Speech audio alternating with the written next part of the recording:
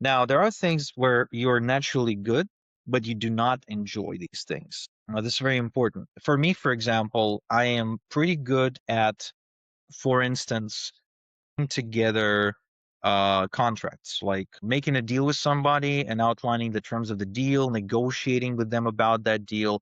I'm pretty good at it because over the years I've put together some really cool deals, but I don't enjoy it. So I outsource it to a buddy of mine who's actually a lawyer who specializes in contract development. I am pretty good at training. I'm pretty good at teaching concept. I'm pretty good at, really showing people to write email copy or how to build landing pages and everything. I don't enjoy it as much as I enjoy writing. So at some point, I was doing this myself for the longest time, but at some point I started bringing in instructors, and I was chatting with Donnie about this a couple months ago. I actually launched a project where I brought in a full-time instructor to do the teaching.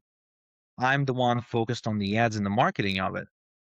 So, and we launched that project, and we made some pretty good money. We made some pretty good impact. We've actually just completed a round of students. They already have success stories. So, the results for the students are great. I'm happy. The instructor's happy because the instructor's doing what the instructor loves to do, and I get to write ads. So I'm happy and excited as well. So everybody wins. So the things you're naturally good at, but you do not enjoy doing, if you have to do them last. Do less of that. You know, First thing in the morning, do the thing you love and that you enjoy and that you're good at. And then if you really have to do the thing you don't enjoy but you're good at, do it later in the day. For instance, I have a podcast. My podcast, I've now had it for like 6 or 7 years. Part of the podcast is I have to interview different guests.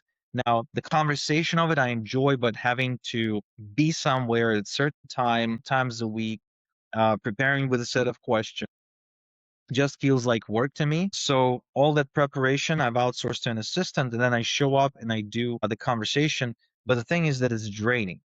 So I'll have the conversation for an hour, we'll record it, but then I'm literally drained, which means it's effort for me to do it. I'm probably going to be drained after this call as well because it's a lot of effort for me to come in and teach. Maybe because of my introverted tendencies. I know that I have to do it. I can't really outsource it, but I have to be here. So I'll schedule it to the time in the day after I've completed the thing that I'm good at and that I love doing. Just before getting on this call, I was writing. So even though I'm now doing something that is less enjoyable in my mind and my heart, I've already done something really cool today. So it feels good. Now, the last thing is the things you neither are good at nor do you enjoy. Just don't do these things. Bring someone else to do these things. Like, I don't enjoy the technical process of having to go figure out my YouTube thumbnail, my YouTube title and description, and the tagging and everything. I find it tedious. I find it repetitive. I find it, and it's just, like I don't like it. So completely outsource it to two VAs, one responsible for the content and the video editing and everything. And another one is responsible for posting the content. They have a schedule. They have a set of criteria. They have a set of guidelines and checklists that they follow. Done. I don't have to think about it much. I don't have to be involved with it. And I certainly will not be the one to log into my YouTube account and go and hit the upload button and grab the file and cut the file and move the transition and this and that and work green screen. No, not for me. So the things you're neither good at nor do you enjoy, you just outsource it with checklists to somebody else. Do it as cheaply as possible, as fast as possible, and just build checklists that are so brain dead specific that the VA doesn't have any room for creative thinking at all. Okay, so think McDonald's. McDonald's competitive advantage was always the fact that they could place a teenager into their system and your burger would still come out after like 2 minutes or something.